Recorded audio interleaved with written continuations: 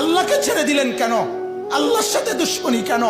যে ছেলেটা সারাদিন একটা ওয়াক্ত নামাজ পড়ে না, যে বিবি একটা ওয়াক্ত নামাজ পড়ে না, যে মেয়েটা পর্দা করে না, তারে জিজ্ঞাসা করেন না যে মা সবার সাথে সম্পর্ক বজায় রাখো, মালিকের সাথে কেন দুশ্মনী? আল্লাহর লগে কি নারাজি হইলা? আল্লাহর সাথে কি দুশ্মনী? আল্লাহর লগে কেন রাগ করলা? কেন রাগ করলা? এই বাপ, তোমরা যারা সেজদা করো না, তোমরা বলো না বাজান, বলো না এই দরদি ভাই চিৎকার করে বললাম, তুমি যদি বলো তোমার পায়ে ধরতে, আমি পায়ে ধরতে রাজি।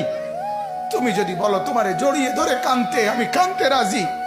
তুমি বলো কেন আল্লাহর সাথে রাগ করলা? কেন আল্লাহর সাথে রাগ করলা? কেন আল্লাহর সাথে নারাজ হইলা? কেন সেজদা কপালে জুটলো না? কেন মালিকের সাথে সারাদিনের এত কিছুর বিনিময়ে আল্লাহ তাআলা একটা মিস কল দিলে, 2 সেকেন্ডের একটা মিস কল দিলে বন্ধু তুমি টের পাও তোমার মোবাইলে মিস কল আসছে। এত বড় মসজিদে 6টা মাইকের হরন দিয়া আল্লাহু আকবার বলে তোমারে ডাক দেয়, তোমার একটা বারও কানে লাগে না, বিবেকে লাগে না।